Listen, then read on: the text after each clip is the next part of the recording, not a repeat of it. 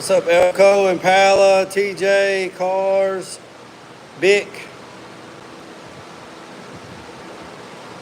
All right, so I've already got the hood water sanded. It's done. I fixed that dent. There was enough material already there on the panel, so I blocked it out. So I dropped back down to 320, 400, then 600. So I dropped back down to 320. I water sanded it at 320. I dried it off. I checked it. Then I went to 400. I dried it. I checked it. And then I went back to 600. So the dent's gone. So there was enough material on the plate to fix it. So that was good. So now I am trying to figure out. So I won't do it this week. I say I won't do it this week. So I was trying to figure out what pattern I wanted to do in the bed of the truck. So I drew this out, triangle. I drew this triangle out and I radiused the ends. So this would be the bottom, this would be the top. So not too bad. I got a little pinch line right in there. I'm gonna have to go find me a magnet light where I can stick a light on this side and on this side to shine up in there because it's dark. You see the shadow? And these rollers are dark. So if these rollers were on, I'd probably be able to see better, but nevertheless, boy, it's hot again. So basically, so I reversed the dies so it would imprint it up, right? And set it down. So I'm going to do those panels the same way, imprint them where they're up, and then flip them over, and then, no, let me take that back. I said it wrong. I imprinted them up. So I wanted to see the raised edge. If I've done it the other way, it would be imprinted down, right? So I wanted it imprinted up. So when I actually do the panels, when I actually do these panels, when I actually take the big panel and draw out my design and trace over it with the bead roller, it will be raised up. And then and you can see right there where it's got the pinch line. See where it's got the pinch line, but I'm thinking once I epoxy it, you won't never see that. So let me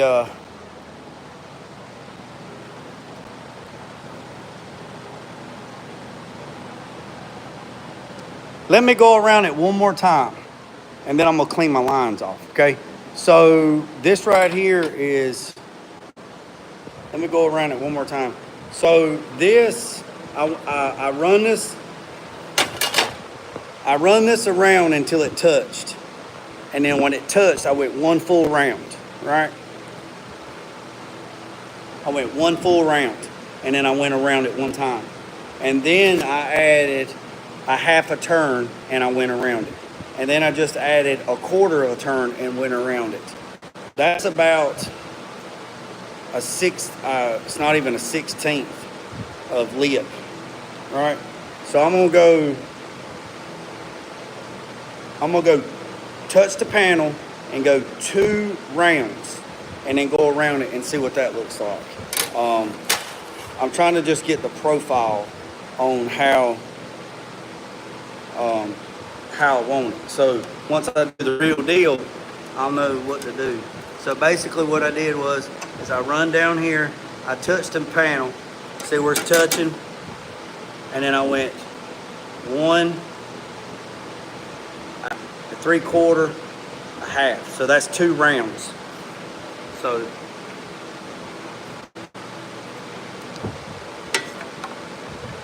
let's try to stay on the line.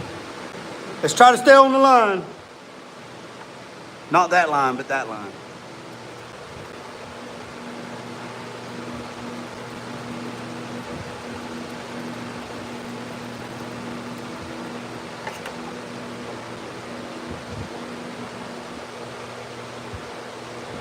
Yeah, I got to get me a light before I do the bed, because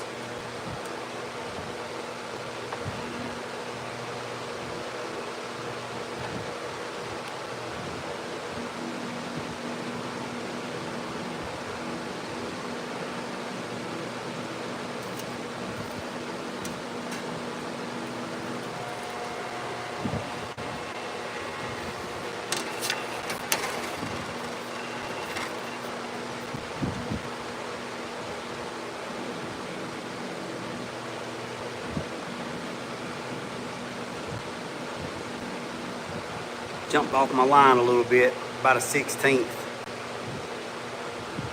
I was watching a guy last night, and he said, man, it's not real crucial to stay on the line. Just do the best you can, because once you paint it, you won't be able to see, which I'm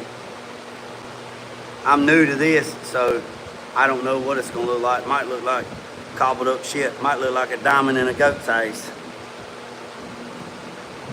But once I do the panel, ain't no doing it over. So maybe the high build epoxy will, plus they have dyes that have a little bit radius on the edges so it don't shear it so bad.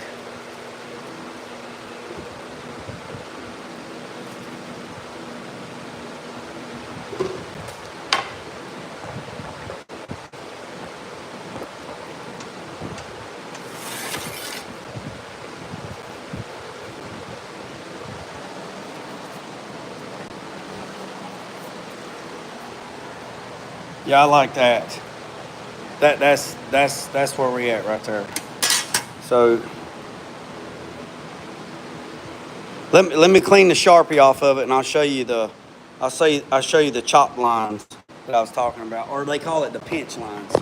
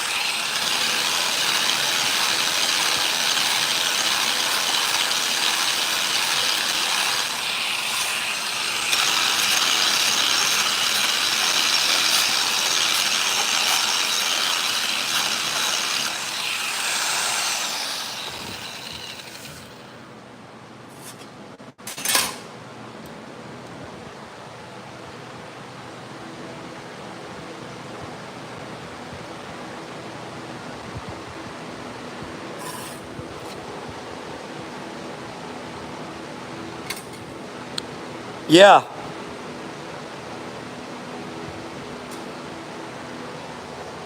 I don't know that.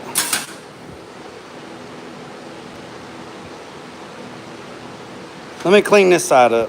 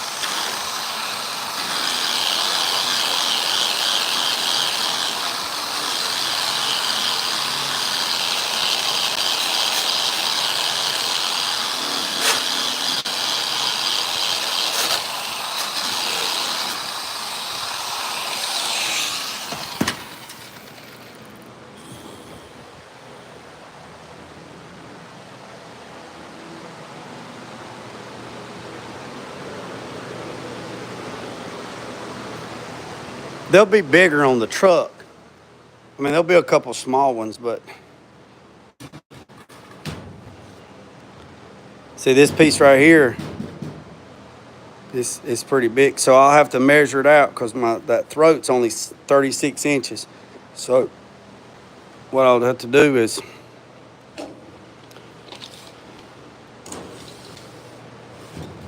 yeah, see there's 36. So I thought about putting a small one here, then a big one there, a big one there. I don't know, but what's y'all's thoughts? You know, if you do it, like if I do it that way, if I do it raised up, it's like that, right? But if I flip it over, right, and do it recessed in,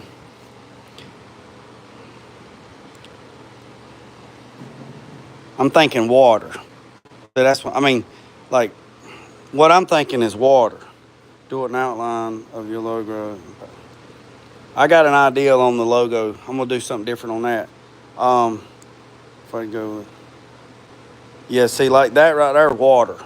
You know, water would set. That's what I'm looking at, water. So if I do it this way, right? If I do it like that, you know, do it raised. Like do one there, do one here like that, and then do a mirror image of another one, and then do a big one. So it'd be like, it'd be one here, and then like one there, and then a big one, and then another big one, right? And then be a couple. No, right? No, I'm not putting no drain. I'm not putting no holes in this thing.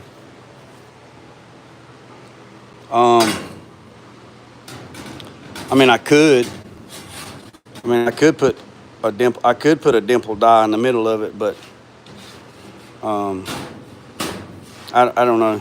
I mean, I could. Yeah, I'm with everybody else. The raised, right? That's what I'm thinking.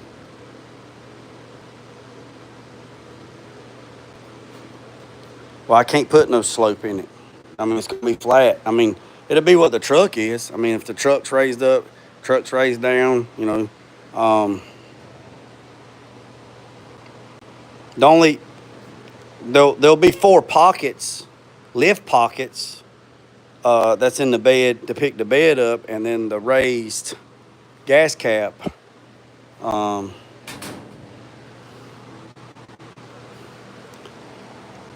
So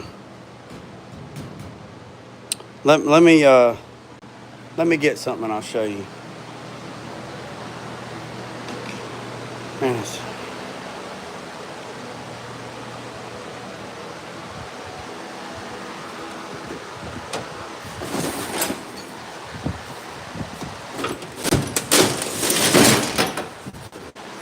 see.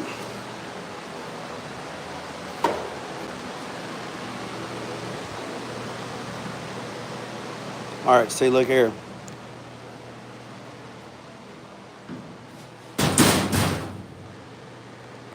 See, this, so these are down, and if you turn them over the other way, they're like that. See what I'm saying?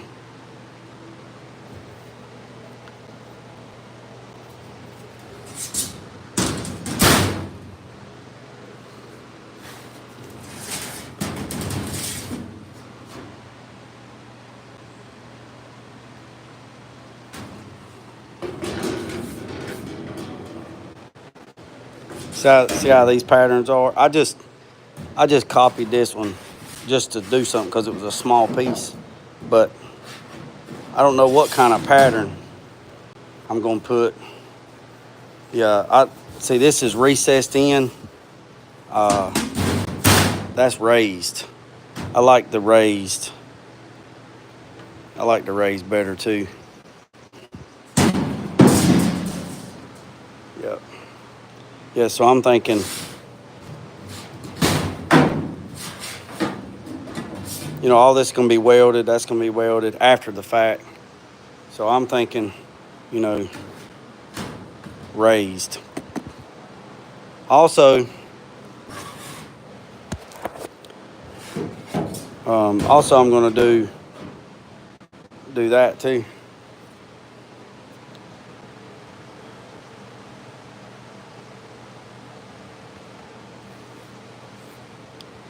Yeah, I could. So I'm gonna close this in too. This right here. So what I'm gonna do is I'll order some nut inserts.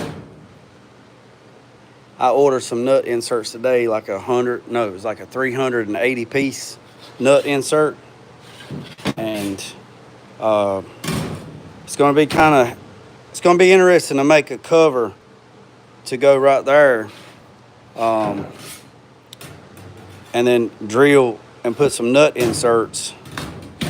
Well, I guess it don't really matter to put nut inserts, because if it's going to be welded, it don't really matter, does it? Because if this is welded, then that should be welded. But I ordered some nut inserts because I needed them anyway.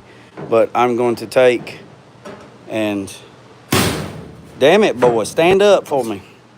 So I'm going to take and shear a piece to cover that all the way up, all the way over the tub, up to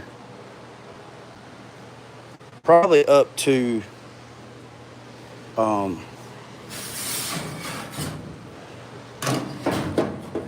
probably up to the edge.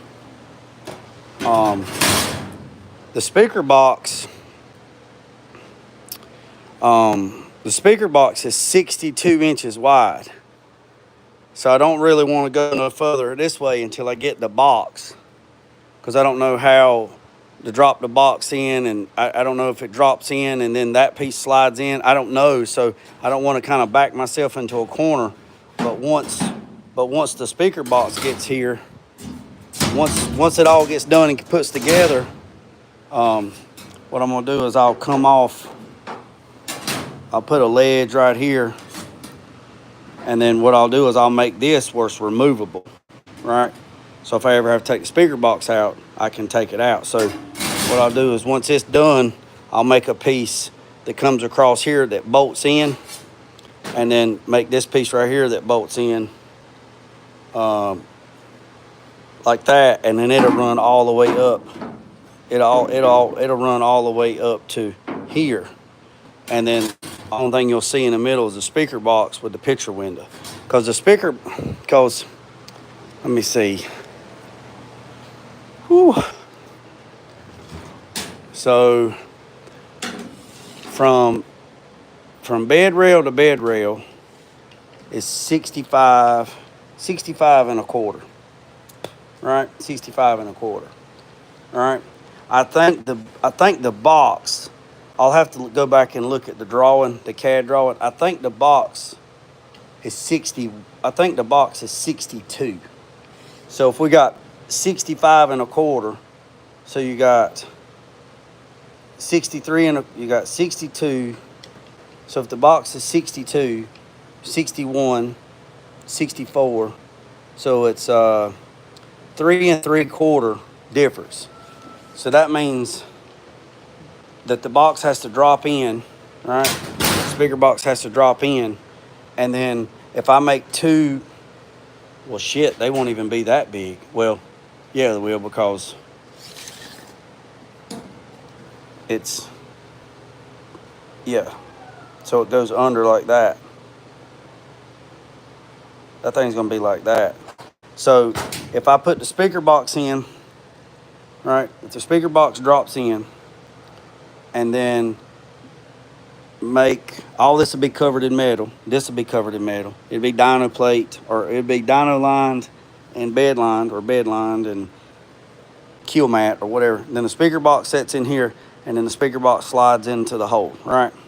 Then whatever's left over here, I can take some tubing and I can put nut inserts where I can bolt a tube in, a support brace, and then make, damn it, I hate sweating.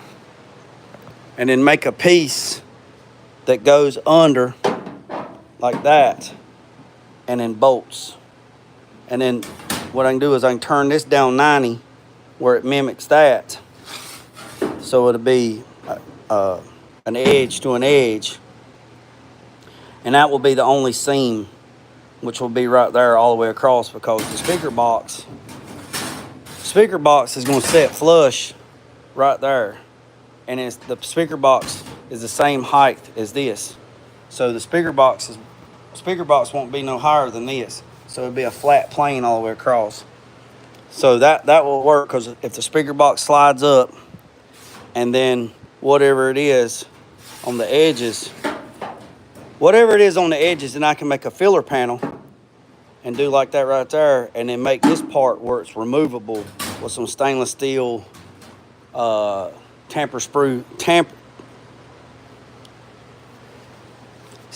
steel tamper-proof button head screws.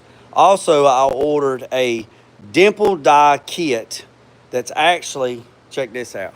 So my friend Mark that lives in West Virginia, he does airplanes. And he was sending me some pictures of some stuff he did with some airplane panels. And I'm looking at the panel and I'm like, that is so cool. So where the rivets go on an airplane, they have to be dimple dyed, right? So if you're using a 3/16 head, man, it's so crazy, man. So this is where my mind went. I seen that dimple die on the edge of that airplane wing that he's doing. He's redoing an old airplane, right?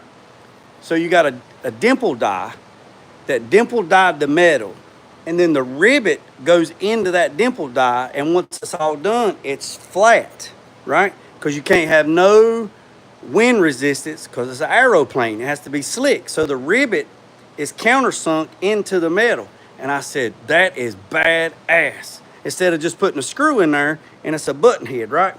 So, and you cannot countersink this because it's only 11 gauge. So you don't have enough meat on the bone, right? But if you dimple die it, which is the same concept, it's this, I mean, I don't even know why I didn't think of it. So it's the same concept. It's the same concept of this, but it's just 3/16, right? It's just 3/16. And the way it works is when it dimple dies, I was trying to find a screw. So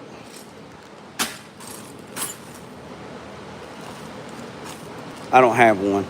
So basically, you would dimple die the metal, and it recesses it down 3/16. Well, it opens it up where a 3/16 machine screw or Allen head tamper-proof screw would drop down in there, and you can tighten it. So when you look at it from the edge, you can't even see the head, and it's all. And I did not even know.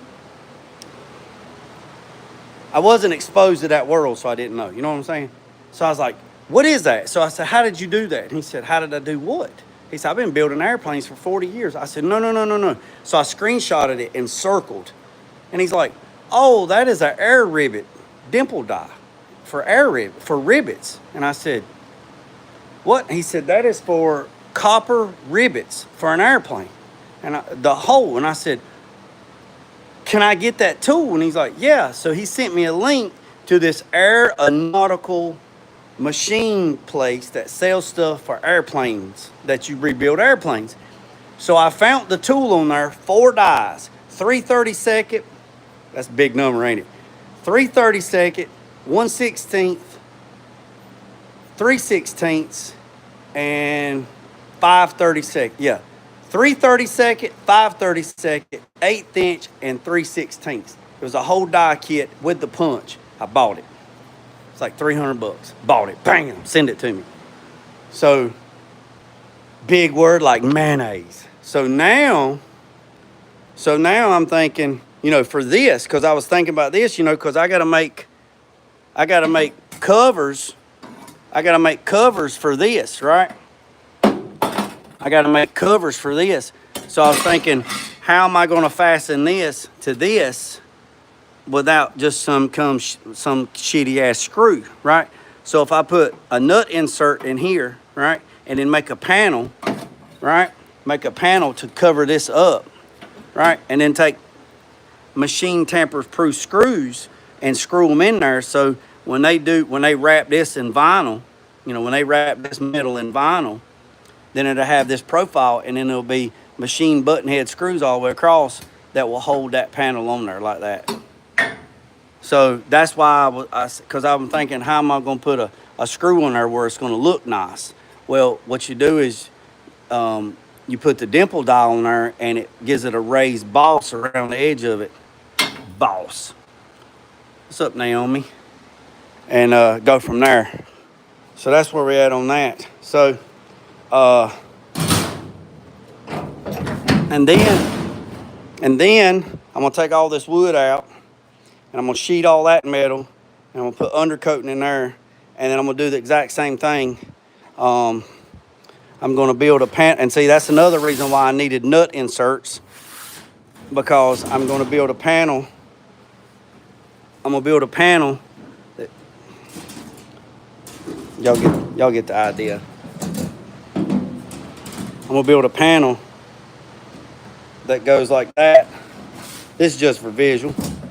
This is just for visual. I'm gonna build a panel. I'm gonna build a panel that goes across the back, and I'm gonna need them nut inserts, and I'm gonna do it in two sections. I'm gonna do it in two sections so it's not a big panel, because that thing's only 36-inch deep. So I'm gonna just do one half and one half, and I'm gonna go through there, and then I'll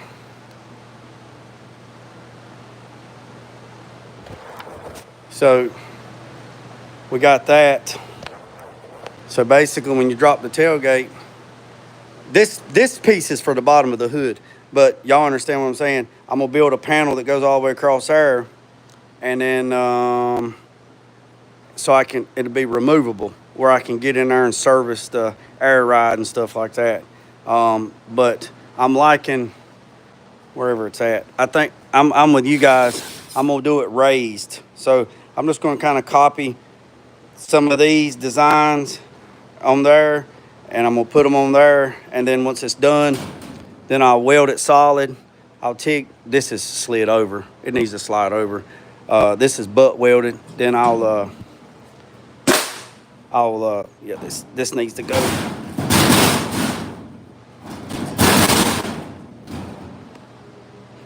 Boy. There we go. That makes me feel better. So that'll be butt weld, and then I'll TIG weld this all the way, and then all this will be welded. I'm gonna make a filler panel to go right here, like that. I'll put some designs in there, maybe put some ripples and cover that up, and then do that. You could weld them together. Oh, I am gonna weld this together. Yeah, I'm gonna weld this together. So once this is done, it ain't coming off. The only thing that I'm gonna make removable is the panel that goes here and the panel that goes up here beside the speaker box. The only piece that'll be removable is this panel right here that comes over and covers the edge up of the speaker box. And that might even be enough room. That might even be enough room to put a battery on that side and a battery on that side, because I got to run at least two more batteries. At least two more batteries.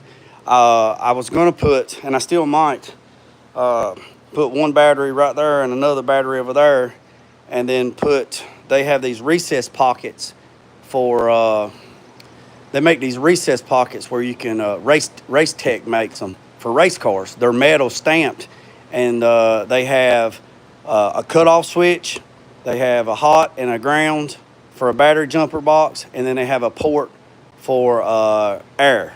So that'd be great. I found them the other night online. They're about $175 for the port, or for the insert, the pocket. They call it pocket inserts. So what it looks like this. It looks like this right here.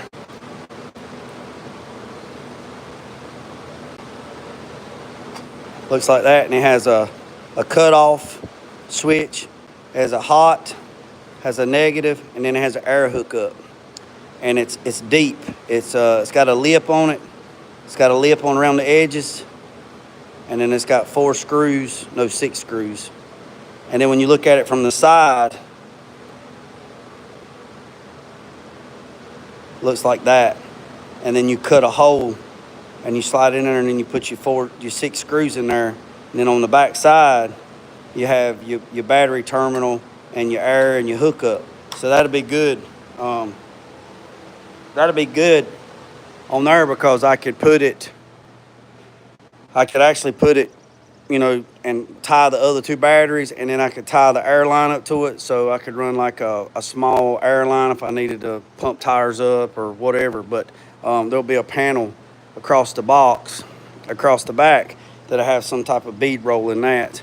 And I might even cut a logo out and paint the logo and put it on there, so when you drop the tailgate you can see it. I don't want to put nothing on the let me put it to you like this.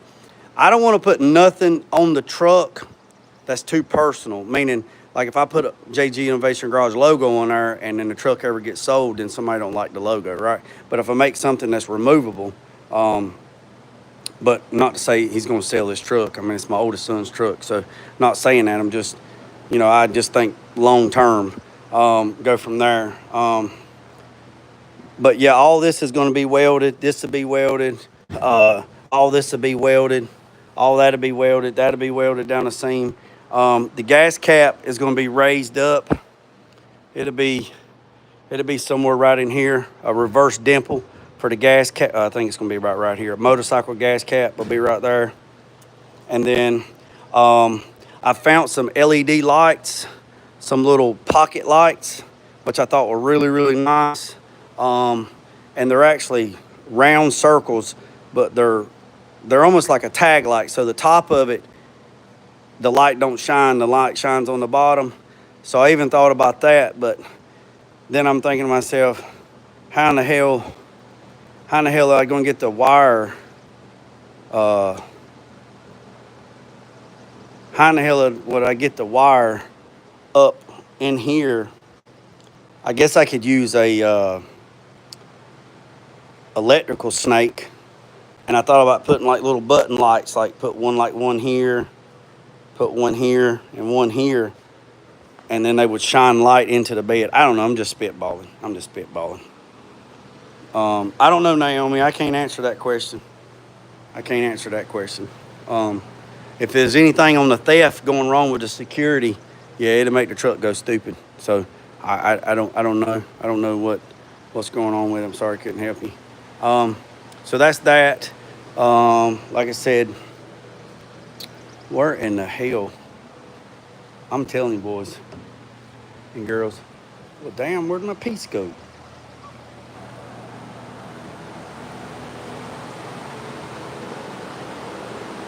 Oh, right there it is. So I like that too. So I guess that we decided we're going raised.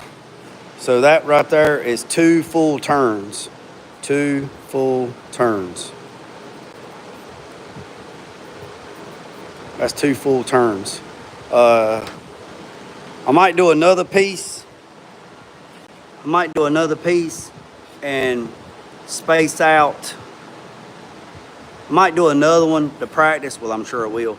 And I'll probably space this roller in about 1/8 of an inch to get this lip away from that lip. So see if it don't pinch it as bad. So you see how that right there runs down and it's almost touching. You can barely see it. It's like a 1/16 or not even that much. I'm thinking I'm going to pull this die in. These are adjustable. Or push this one out. I think this one's all the way in, that one's all in. Take this and push that out so the step is a little bit further from each other so it don't pinch it as bad. Somebody asked me, was I doing flames? No, I'm not doing flames on the truck. It's not 1990. So, if you're new to the channel, Cars in the Cut, that truck's gonna be, oh, I appreciate it, Cars. I didn't even see that. Blow fan, blow. That truck's gonna be parking lot pimping. Ooh, yeah. Ooh, All right, boys and girls. I just wanted to jump on here right quick. Yeah, 1990. I ain't into that crap. You know, billets come back around. You know, billet, all that billet. You know, back in the 90s, you'd go see a OBS or a 55 or 56 Chevrolet or anything, and everything in it was billet. The steering wheel was billet, the dash was billet, the steering wheel was, the damn shifter was billet, the radio thing was billet, the pedals was billet, the door handles was billet. They made $1 million off of billet. And then all of a sudden, AC cover was billet, everything was billet, billet, billet, billet, billet, billet, billet, billet. And then everybody went away from that, right? Everybody went away from that billet. Now, the company that used to make the billet is doing it again, and it's coming back. Even then, I didn't like it neither. Billet, billet, billet, billet, billet. The only thing billet I like is wheels. The billet wheels. I like the billet wheels. I don't like all that polished aluminum and chrome, and I just, it's not my thing. One, you got to clean that shit. And now the wheels, yeah, Impala J, I can get on the wheels. 3-piece wheelets. Hey, Impala J, I just seen on Marketplace around here a set of 26 Asantis. No. Set of 26 Giovanni's, gold, like the honeycomb kind of snowflake kind, like a goldish, more on the goldish side than bronze. Set of 26s with tires. Guys got them for sale on Marketplace here in North Carolina. Says, got to go, need money bad, 3 bands. 3 bands. Wheels and tires. No, it says no marks, no scrubs, no nothing. Blah, blah, blah. Yeah, I think they're 26 Giovanni's. I think they're Giovanni's. They Giovanni's or Asantis, one of the two. And they're the pattern where it looks like a snowflake, but then they come up and they got the sharp edges on them. And are you a Tar Heel fan? Nope. Oh, I know Impala. I know Impala J. If I would just buy them just to keep them, to flip them, to make some paper, but I can't. I got too much stuff stretched out right now. I can't do it. But it's a hell of a deal. Are you a Tar Heels fan? Is Coastal North Carolina? Is Coastal Carolina in North Carolina? Coastal Carolina. No, I'm not a Tar Heels fan. I'm not a sports fan. I think sports people are overpaid jester clowns. There's no sense in paying somebody $500 million to run up a court, grass field, or anything else to play any kind of sports. $500 million. No, I'm not a sports fan. Don't care nothing for it. It's Coastal Carolina College. Yeah. Now, I got a buddy that's the pitcher for the Atlanta Braves. He got drafted at 19, and he's a pitcher for Atlanta Braves, and I support him 100%. 100%. But do I sit in there on Sunday night and Tuesday nights and scream and holler at the TV channel and root for a team and buy it? No. But when he comes up, he'll be up this week. He'll be up this week for the Peach Festival. And we'll hang out. We go duck hunting together. We're great. He's a super great athlete. He's put in the work and stuff like that. But he will agree with me too. There's nobody on the damn field that's worth $500 million. Ain't happening. Ain't happening. Ain't happening. Yeah. Overpaid. Yeah. But if you go back to Roman times, through the gladiator wars and the gladiator and the Colosseum, if you keep the circus happy, then you keep the mass happy, and the mass don't pay attention what's going on because you got the clowns. You can't be mad. You can't be mad at the world if you keep going watching clowns. You can't be mad at the circus if you keep going watching clowns. And that's all I'm going to say about that. If it don't have wheels and gasoline engine, I ain't watching it. Yeah, it's just, but I respect them. I don't disrespect them. I just don't agree with paying somebody even $100 million, $50 million to play ball. It's rough on your body. I get up. Hey, look, this shit's rough on your body. This right here is rough on your body. Jumping out of helicopters is rough on your body. Being in the military is rough on you. Jumping out of a perfectly good helicopter with a 90-pound rucksack and a 40-pound radio on the front and all your gear and all your SWAT stuff and all this and all that and your damn dog strapped to your back, jumping out of a damn helo in the middle of the dark, don't know where the LZ's at, the wind catches you, blows your ass damn 20 knots off the course and you hit the ground and you buckle your kneecap. That shit's rough too. But you don't see us out there getting paid $50 million to jump out of a perfectly good damn helicopter now, do you? No, you don't. No, you don't. You know, you don't, I don't know personally anybody that plays sports, baseball, soccer, or foosball, or football, or tennis, or volleyball, or golf. I don't know any of them that's got PTSD from getting hit in the head with a fucking ball. I just don't know it. But I know of plenty of brothers and sisters that's got PTSD for flashbangs going off in the middle of the night when your ass is in a rut asleep. What is your dream project? I've had it 3 times. 71 Camaro split bumper. I had 3 of them, and they were all ready to paint, and I sold all 3 of them. 71 Camaro split bumper. That's probably one of my favorite cars. 71 Camaro or 70.5 Camaro split bumper RS SS big block car. I've had 3 of them. Got them all down the primer ready to go, and somebody wanted them more than I did, and they throwed the money on the table and I sent them up the road. So yeah, if I had to pick right now 2 vehicles that I'd like to have right now, 49 sedan Aero, 49 Chevrolet 4-door air sedan coupe, air sedan 4-door Chevrolet, 1946, 1947 Chevrolet Aero coupe, 70.5 or 70 Camaro split bumper. That will be the two vehicles right now. If somebody walked up to me right now and said, you can have 2 cars, 2 vehicles right now. Which one would you have? 1946 Chevrolet Aero coupe, full hydraulics, old school, OG skirts, chrome. I just said I didn't like chrome, but 46, all the chrome, everything you could put on it.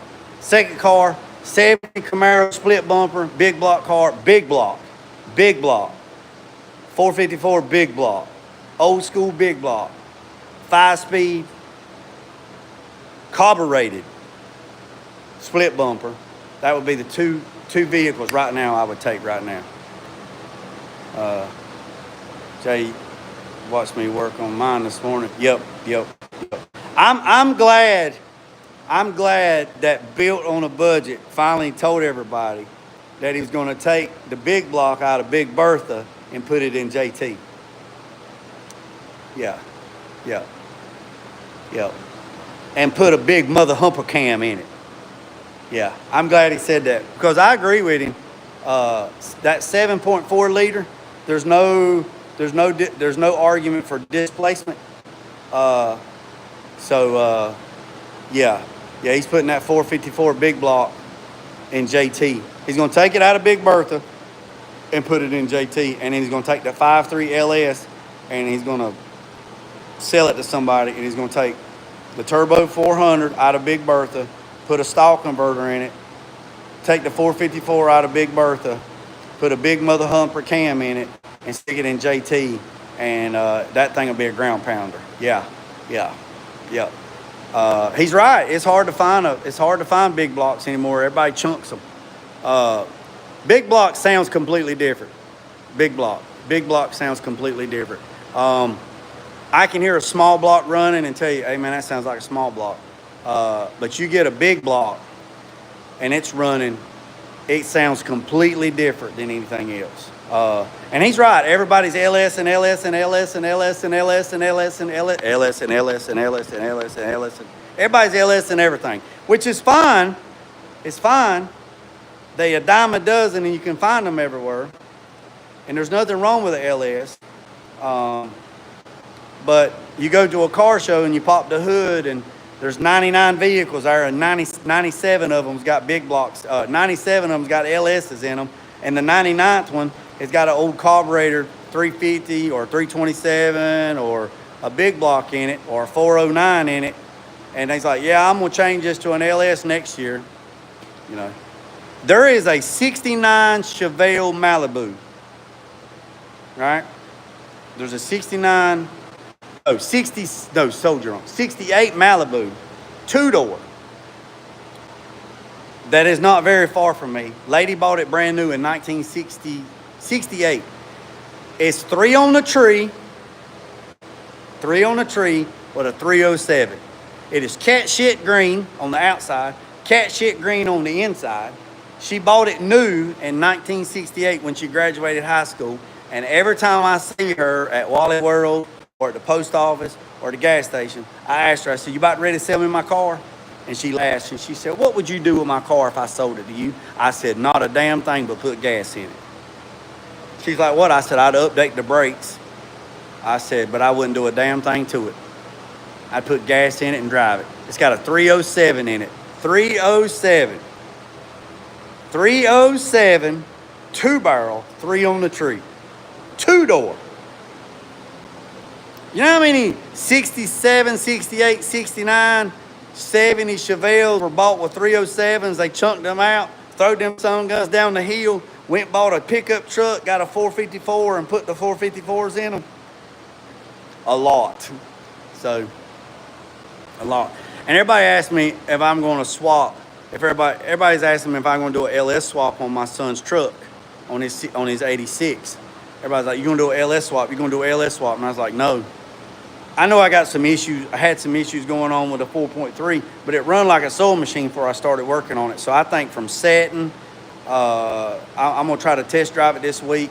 It's got new injectors in, new throttle body injectors, new plugs, new wires, new rotor cap, new distributor cap, new rotor button, new hoses, new thermostat, new fuel pump. I took the fuel filter off of it the other day because it was stopped up and it was new, but it's just been setting. So I got a new fuel filter coming. Gonna put that on there. I put a new exhaust on it, new catalytic converter, new O2 sensor, new oil sending unit, and change the oil in it. So all that, and fix all the vacuum lines. So all that should fix, and a EGR valve. And a new EGR valve. So everybody keeps telling, and it's got a turbo, it's got a heavy duty turbo 400 in it. So when the old man ordered it in 1986, he ordered it with a Silverado 10 package, big brakes, big rear end, all that crap. It's loaded, manual windows, cruise control, standard column, 4.3 V6, only 4% was made with V6s in 86. 87, they went to R10 and everything got 4.3 V6s. So everybody keeps telling me, are you going to pull the 4.3 out? You're going to pull the 4.3 out. You're going to pull the 4.3 out.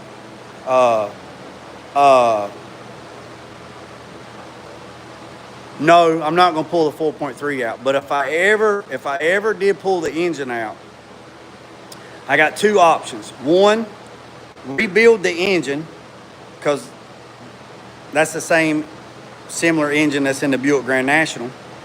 Build the engine and put turbos on it, or put a Pro Charger on it, just for shits and giggles. Or two, the more complicated thing would be is buy a new Colorado with the V6 turbo or the 4-cylinder turbo with the 8-speed manual transmission and put that in there, and then got an 8-speed transmission, automatic 8-speed transmission. So I could do that, but it runs good, everything's good, blah, blah, blah. I mean, I got a 383 crate. I got a 383 crate engine just the long block and storage. I mean, I could pull that 4.3 out and put a 383 in it, but why would I want to do that? Yeah, and that's probably too, it's set, so I'm going to get some new 93 gas. I'm going to put some new 93 gas in it. I'm going to put some octane booster in there. I'm going to put some gum out in there, and I'm going to do that because injectors could be stopped up, or not really stopped up, but just compromised due to, I mean, I looked the other night, it's been setting. It hasn't been drove in like 9 months, 10 months. So, yeah, it's possible that it kind of messed with it. But, yeah, it helps too. But like I say, not long. So, but that's it. So I hope everybody's great. We got 28 people in here. If you're new to the channel, hit the subscribe button, hit the notification bell. Got 18 thumbs up. I greatly appreciate it. I got one video on YouTube, or excuse me, I got one video on Facebook that has hit. I got a notification today. It hit 2.2 million views since July 5th, which is crazy. And then that same video is on YouTube. I think it's either 26,000 or 36,000. I'm not sure. But I have noticed that my subscribe count, we hit 4,100 and then we hit 4,126, so 4,126, and it's been staled out. It's been stale for like 2 weeks. And I don't know what it is. It's just, I guess I'm not. Yeah, same name on Facebook. Yep, same name on Facebook. JG Innovation Garage. Yep, same. I don't go live on Facebook. I just post pictures and reels. That's all I do on Facebook. I don't go live on Facebook no more because I got flagged a long time ago. So I don't do nothing. But I got one video on there that hit 2.2 million views, which is crazy. Let it keep running up. And I hit 15,000 or 14,500 subscribers on Facebook. So I'm almost to 15,000 on Facebook, which is crazy. You know, I put the same content on Facebook that I do YouTube. The only thing difference on YouTube is I go live 3 or 4 times a day. On Facebook, I don't go live, and I got more subscribers and more followers. Makes no sense. It's crazy. It's batshit crazy. But it don't keep me up at night. It's just weird how that works. But anyways, boys and girls, I appreciate you. I'm gonna see if I can get a hold of the client.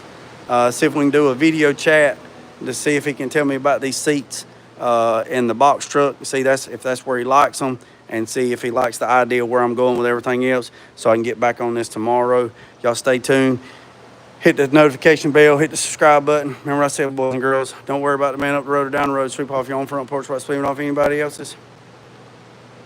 Put God first.